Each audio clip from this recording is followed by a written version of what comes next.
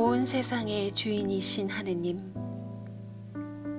우리의 기도와 찬양을 받아 주소서. 세상으로 보냄을 받고 나그네로 살다가 생명의 원천으로 돌아가야 할 인생이오니 창조주 하느님만 의지함이 마땅합니다. 오늘 이 시간 모든 일상을 멈추고 온갖 걱정과 즐거움을 내려놓고 생명의 주인이신 하느님께 나아가오니 성령으로 우리의 영혼을 채워주소서. 주님의 고난이 참된 구원의 길임을 믿음으로 고백하는 성도들, 그 구원을 사모하는 심정으로 나왔사오니 성삼위 하느님, 지금 여기에 임재하소서. 고난을 넘어 부활 생명으로 참 소망 되신 예수 그리스도의 이름으로 기도드립니다. 아멘.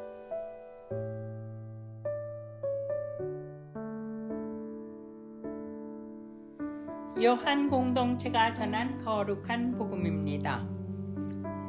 아무튼 내가 왕이냐? 하고 빌라도가 묻자 예수께서는 내가 왕이라고 네가 말했다.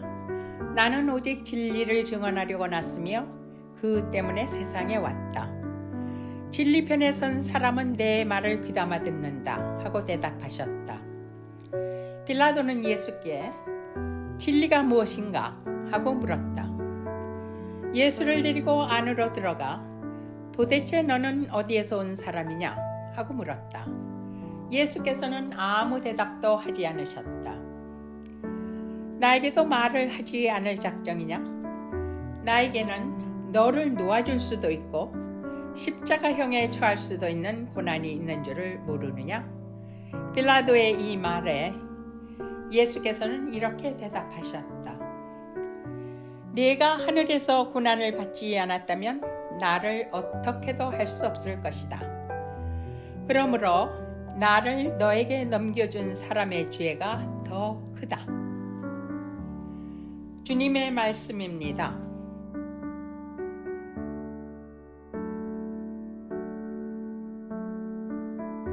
할렐루야. 하나님 아버지와 우리 주 예수 그리스도로부터 오는 은혜와 평강이 이 자리에 계신 모든 분들과 함께 하시기를 바랍니다. 예수께서 예루살렘에 입성하시고 일주일이 지나가고 있습니다. 예수님의 마지막 일주일의 행적을 우리가 지난 4주 동안 함께 살펴봤는데요.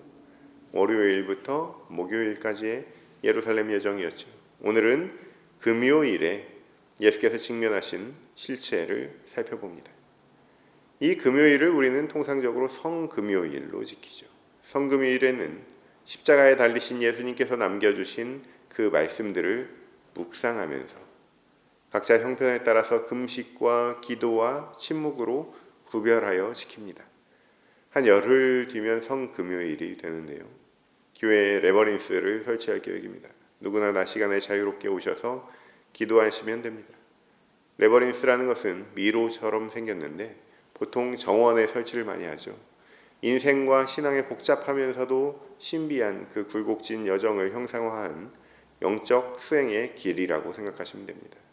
조용히 한 걸음씩 걸으면서 몸으로 드리는 기도로 그리스도의 순환일을 깊이 묵상하고자 합니다. 모든 사람이 태어났으면 죽음을 피할 수 없듯이 육신을 입고 이 땅에 오신 예수님도 예외가 아니었습니다. 공생의 여정의 끝에서 금요일에 예수께서 직면하신 것은 십자가상에서의 죽음이었습니다. 우리는 예수께서 십자가 보혈로 우리를 용서하셨음을 믿음으로 고백합니다. 그런데 하나만 알고 둘은 모르는 게 있습니다. 예수께서 십자가 지고 돌아가신 사건과 의미에만 머물러 있는 신앙인들이 의외로 많아요. 그러나 예수께서 분명히 말씀하셨습니다. 나를 따르려는 사람은 누구든지 자기를 버리고 자기 십자가를 지고 따라야 한다. 다시 말해 그리스도인들 가운데는 예수 십자가의 슬픔에만 감정적으로 몰입하는 사람들이 있습니다. 조금 더 나가서 예수 십자가의 결과에만 몰입하는 사람들도 있습니다. 예수님께서 십자가로 우리를 죄를 사해 주셨으니까, 나는 죄사함 받았으니까 얼마나 감사한가 하면서 안도의 한숨을 쉬는 사람들 말입니다. 문제는 여기까지라는 거예요. 십자가 사랑의 목적은 쉽게 잊고 맙니다. 잘 생각해 보면요, 사람은 사랑을 받았으면 사랑을 하는 게 인지상정입니다. 부모님의 내리사랑에는 감사하면서 자식에게는 내리사랑을 부어주지 않는 사람은 거의 못 봤어요. 만일 사랑을 받기만 하고 주지 않는다면 이런 소리 듣지 않겠습니까? 사람이 어떻게 그래요? 그런데 신앙의 세계에서는 이런 일이 빈번합니다. 그리스도의 십자가 사랑에 감격은 하면서도 예수님 말씀대로 자기 십자가를 지려고 하는 사람은 별로 많이 못 봤습니다. 이것을 한마디로 말하면 반쪽짜리 신앙이죠. 그동안 우리가 반쪽짜리 신앙에 만족했다면 오늘이 바로 다시 기운 차리고 일어서기 참 좋은 날입니다. 예수께서 우리를 위해 죽으시면서 과연 우리에게는 무엇을 기대하셨을지 생각해 보기 좋은 금요일의 여정을 함께 걸어봅시다. 아직도 가야 할 길이 있습니다. 우리에게 주어진 골고다 언덕이 있습니다. 어쩌면 거의 다 왔습니다. 시작이 반이라고 하잖아요. 예수 십자가의 공로와 더불어서 그렇다면 내가 져야 할 십자가는 무엇인가? 그리고 죽음을 앞두고 보이신 예수님의 반응은 과연 무엇을 의미하는가? 이 두 가지 물음으로 주님께서 육신의 몸을 입고 그 삶의 끝자락에서 전하신 귀한 진리를 돌아보는 은혜가 있기를 주님의 이름으로 축원합니다. 이제 금요일에 일어난 일들을 전반적으로 살펴봅시다. 먼저 겟세마네 동산에서 피땀 흘려 기도하셨죠. 기도를 마치시고 내려오시다가 유다의 입맞춤으로 체포되십니다. 이후에 제사장에게 신문을 받으십니다. 제사장들이 종교법으로 재판을 했다면 이후 예수를 넘겨받은 빌라도는 사회법으로 재판을 합니다. 유대 총독 본디오 빌라도는 옥신각신하다가 결국 사형 선고를 내리죠. 그리고 고통과 조롱 가운데 십자가의 길을 걸으십니다. 끝으로 가상 7원으로 알려진 십자가 위에서 하신 최후의 말씀들을 말씀하시고 운명하십니다. 이것이 금요일 하루 동안 예수께 일어난 일입니다. 이 모든 순환의 여정 가운데서 우리가 살펴볼 것은 빌라도의 질문과 예수님의 답변이에요. 죽음을 결정짓는 법정에서의 사건입니다. 시대를 막론하고 뭔가 결정을 내려야 하는 법정은 논란의 대상이 되기 쉽죠. 이른바 사법살인이라는 카테고리가 있어요. 오래전 군부독재 시절의 한국에서는 조작된 증거로 사형을 선고하고 다음날 집행한 수치스러운 사법살인이 발생했죠. 여러분들 잘 아시는 인혁당 사건입니다. 또 우리 교회가 1987년에 추모 예배를 드렸던 박종철 열사의 사건도 그 범주에 해당됩니다. 법의 여신의 저울은요, 때로 정당하게 기울지 않습니다. 우리 가까운 지역에는 세일럼이라고 하는 작은 관광도시가 있어요. 별명이 시티 오브 위치, 마녀의 도시입니다. 이성과 과학이 발달한 근대사회 최악의 마녀 사냥이 발생했던 도시였습니다. 원래 마녀 사냥은 중세의 광기잖아요. 르네상스가 지나면서 사람들은 현실에 눈을 떴고 마녀몰이는 더 이상 재판의 근거가 될 수 없었습니다. 그런데 유럽에서는 다 끝난 광기가 미국으로 넘어와서 심지어 근대사회에서 종교의 이름으로 폭력의 수단으로 사용되었기 때문에 세간에 충격을 주었습니다. 여러 문학과 예술 장르에서 비이성적인 광기를 상징할 때 그 도시 이름이 사용되기도 합니다. 세일렘 사건도 마찬가지였지만 오래전으로 거슬러 올라가 보면 사법살인은 보통 정적을 해치우는 데 사용되곤 했음을 알 수 있습니다. 소크라테스도 당대 최고의 철학자였죠. 그런데 직업 철학으로 먹고 사는 사람들에게는 불편하기 짝이 없었습니다. 철학이라는 말을 한자풀이를 해보면 손으로 도끼를 잡고 입 위에 올려놓는 학문이라는 거죠. 입에서 나오는 말을 분명하게 잘라준다라는 의미죠. 물에 술 탄 듯 술에 물 탄 듯 하는 얼렁뚱땅 개념이 아니라 그 의미를 분명하게 해줄 때 그 다음 길을 갈 수 있는 생각의 지도를 얻게 되는 것입니다. 이것이 철학이 하는 일이에요. 다시 말해 철학자들이 대립한다는 것은 칼을 가지고 싸우는 일입니다. 그래서 결국 모함을 당해서 사약을 받게 됩니다. 이것을 후대의 사람들이 한 문장으로 정리한 것이 뭐예요? 악법도 법이다. 그가 직접 남긴 말은 아니지만 소크라테스 하면 생각나는 말입니다. 이렇게 소크라테스도 사법살인의 희생자가 되었습니다. 한편 공자도 처벌되지는 않았지만 잡혀간 적이 있었습니다. 나라에서 현상범을 잡는데 옛날 사극에 보면 현상범 잡는다고 붓으로 그린 그림을 보면 꼭 그 사람이 그 사람 같지 않습니까? 이 수배자의 인상착의가 공자랑 너무 비슷해서 잡혀간 적이 있었습니다. 그런데 이 잡혀갔다는 사실보다 더 눈길이 가는 것이 있어요. 공자의 반응이 내가 주나라의 문명을 후손들에게 전해주는 것이 천명일진데 감히 너희들이 어떻게 하랴는 반응이었습니다. 공자도 소크라테스도 법 집행기관의 제재에 눈 하나 꿈쩍하지 않는 태연 자약함을 보여준다는 부분이 인상적이에요. 모두 자신에게 주어진 천명을 알았던 성인들입니다. 이제 예수님은 어떻습니까? 속사정이 복잡한 빌라도가 묻습니다. 아무튼 내가 왕이냐? 반란을 계획하는 유대인들의 대장이냐? 라는 의미로 묻는 것이죠. 역사상 가장 강력했던 나라 로마가 군대를 보내고 총독인 본인 빌라도를 보내서 떡하니 지키고 있는데 정말로 반란을 일으키려고 했는지 궁금했을 것입니다. 빌라도의 관심은 정치적입니다. 종교적으로 어쩌고 저쩌고 하는 대제사장들과 군중들의 아우성은 안중에 없습니다. 마음속으로 얼마나 무시하고 열등하게 생각했겠어요. 일단 그 부분은 자기 영역이 아니에요. 그런데 예수께서 어떻게 대답을 하십니까? 내가 왕이라고 네가 말했다. 이 말은 일단 수긍하는 것은 절대 아니죠. 아니라는 대답에 가깝습니다. 이어지는 말이 그 증거입니다. 나는 오직 진리를 증언하려고 났으며 그 때문에 세상에 왔다. 왕의 역할을 감당하기는커녕 할 일이 따로 있는데 그것을 한마디로 말하자면 진리라는 존재 자체로 태어났고 진리를 위해서 여기 왔다. 진리 이 말 한마디밖에는 할 말이 없다는 반응입니다. 앞서 소크라테스나 공자 저리 가라 할 정도로 꿈쩍하지 않는 모습이에요. 빌라도는 무척 당황했습니다. 대화로 치면 주도권을 뺏겼습니다. 그래서 원래 궁금했던 부분 죄인이냐 아니냐 이것을 묻는 것을 멈추고 묻습니다. 진리가 무엇인가?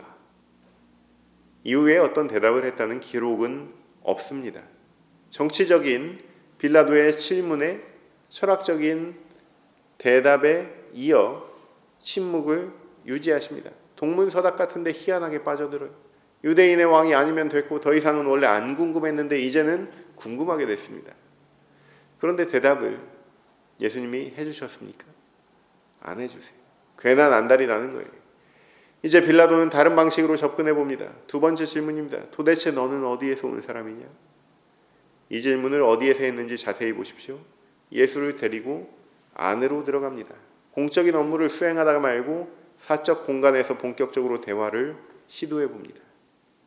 까딱했다가는 훗날의 바울이 아니라 빌라도가 회심을 먼저 할 뻔했습니다. 너무 깊이 안쪽으로 들어와 버렸어요. 공간과 심리는 연결되어 있는 거예요. 그런데 예수께서는 여전히 아무 대답도 하지 않으십니다. 이제 마지막으로 묻습니다. 나는 너를 살릴 수도 있고 죽일 수도 있는 권한이 있는 사람인데 정말 나에게도 말을 하지 않을 작정이냐. 드디어 예수께서 입을 여십니다. 11절입니다. 내가 하늘에서 권한을 받지 않았다면 나를 어떻게 할 수 없을 것이다. 사실 반나절 전만 해도 겟세마네 동산에서 본인의 죽음을 앞두고 심히 고민하셨던 예수입니다. 이렇게 기도의 힘은 여러분 위대한 거예요. 고대 중동 지역의 관리 감독이나 하는 총독 따위가 어찌할 수 없는 태산 같은 태어남을 이제는 갖고 계시는 거예요. 눈 하나 꿈쩍하지 않는 거예요. 사람이라는 존재는 죽음 앞에 섰을 때 그 진가가 드러납니다. 진짜인지 가짜인지 단번에 판명됩니다. 죽고 사는 갈림길에서 사실관계가 어떻고 이런 면에서 억울하고 죄가 좀 줄여졌으면 좋겠고 법 집행자가 관심이 있는 대로 초점을 맞춰주게 되어버리는 반응이 우리 평범한 사람들의 선택입니다. 혹여나 권력이 있는 사람이 살려주겠다고 뭐라도 말해보라고 할 때 간이라도 빼줄 듯이 그야말로 최선을 다해서 살아보겠다고 아둥거리는 것이 사람이에요. 그런데 역시 예수님은 예수님이에요. 무언의 기록으로 행간의 의미로 우리에게 손짓하십니다. 나처럼 살아야 한다. 죽는 순간까지 한 점 부끄러움 없이 태산 같은 존재로 살아야 한다라는 거예요. 죽는 마당에 억울함을 하소연하는 게 중요한 것이 아니라 나는 누구인지, 내가 무엇을 위해서 여기 왔는지, 나는 어떤 입장을 취해야 할 것인지와 같은 본인의 숙명, 천명을 알아차리는 것이 중요한 것이라는 메시지를 지금 예수께서 우리에게 던져주고 계십니다. 어떻게든 숨이 붙어 있어야 한다는 세상 범인들의 통념에서 벗어나는 모범을 보여주시는 거예요. 더 나아가서 하늘로부터 보냄받은 그 천명을 알고 그분의 계획대로 성실하게 살다가 가는 것을 선택하는 행위가 바로 우리가 죽음 앞에서 보여줄 수 있는 가장 생명력 있는 행동임을 삶의 끝자락에서 분명하게 우리에게 말씀하고 계시는 거예요. 우리는 길어야 100세 인생 살다가는 사람들이 대부분입니다.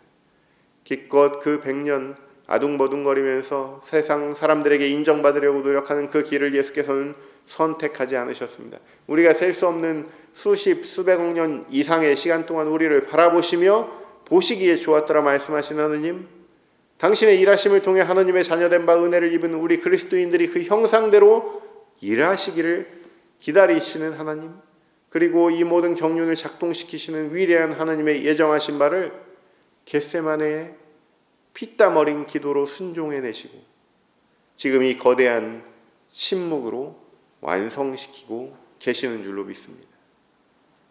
하나님은 태초의 말씀으로 세상을 창조하셨습니다. 말씀은 곧 사건이에요. 하나님의 말씀에 사로잡히는 사람은 세상 권세와 그 어떤 힘에도 끄떡없는 줄로 믿습니다. 이것이 하나님의 말씀대로 살아가는 자녀들의 특권이에요. 우리는 하나님의 계획 안에서 움직이는 주도 면밀한 사람들입니다. 우리가 거스를 수 없는 원대한 계획이에요. 내가 아무리 노력해도, 내가 아무리 기도해도 안 되는 일이 참 많지 않습니까? 그럴 때는 하늘을 바라보면서 아, 그분의 계획이 아닌가 보다 하고 다시 시작할 수 있는 것이 종교입니다. 그 계획 안에는 예수께서 직면하신 죽음뿐만 아니라 우리의 죽음도 포함되어 있지 않겠습니까? 그러므로 윤동주가 노래했듯이 죽는 순간까지 하늘을 우러러 한 점 부끄러움 없는 인생을 살아보시면 어떻습니까? 빌라도의 폭력과 협박과 회유에도 태산과 바위처럼 굴하지 않는 침묵이 역설적으로 죽음보다 생명에 더 가깝습니다. 내가 입을 열지 않을 때 하느님께서 말씀하시는 세미한 소리가 들려오기 때문입니다. 나의 고요함을 보시고 보시기에 좋아 껄껄 웃으시는 하나님의 웃음소리가 울려 퍼지기 때문입니다. 이제 말씀을 맺습니다. 여러분과 함께 신앙생활을 한 지 짧다면 짧고 길다면 긴 5년여 시간이 지나가고 있습니다. 제 설교를 듣고 은혜가 되셨다면 다행입니다. 실제로 점점 예수님 닮은 제자들이 되어가는 것 같아서 목사로서 참 행복합니다. 그러나 일주일에 1시간 예배당에 울려 퍼지는 설교자의 말씀 증거 이면에는 나머지 167시간의 침묵이 있다는 사실을 기억하십시오. 그 시간은 여러분이 직접 하늘과 맞닿는 시간입니다. 다행히도 여러분에게 한 가지 루틴이 생겼습니다. 말씀을 매일 가까이 하고 그 말씀에 귀 기울이는 습관입니다. 난 놓고 기억자도 모르던 시대가 있죠. 난 놓고 기억자 정도만 알던 시대가 있습니다. 그게 무슨 뜻인지 설명이 더 중요한 시대에는 설교를 잘 듣고 실천해야 했죠. 이제는 영적 깨달음의 시대입니다. 내가 복음을 펼쳐야 하고 내가 십자가를 지고 예수의 길을 몸소 걸어야 합니다. 그러다 보면 언젠가 이 말씀이라고 하는 망망대해에서 진리라고 하는 대어를 낳게 될 줄로 믿습니다. 마침내 진리를 잡았다 생각하는 순간 내가 진리를 잡은 것이 아니라 진리의 영이신 성령이 나를 사로잡았다는 그러한 상호간의 확신, 이중의 확신 안에 거하게 될 줄로 믿습니다. 성령으로 사는 사람은 죽은 사람입니다. 성령으로 사는 사람은 죽은 목숨입니다. 더 이상 구걸해야 할 세상적 존재는 사라지고 없습니다. 하늘 사람입니다. 하느님의 백성입니다. 성령 충만함으로 자기 십자가를 지면 무겁지 않습니다. 예수의 길이 즐겁습니다. 사랑하는 성도 여러분, 그러한 상호 확신 안에서 태산 같았던 예수의 모습으로 하느님께서 계획하신 길을 담대하게 성령 충만하게 걸어가는 저와 여러분 되시기를 주님의 이름으로 축원합니다. 모든 지각 위에 뛰어난 하나님의 평강이 그리스도 예수 안에서 너희 마음과 생각을 지키시길.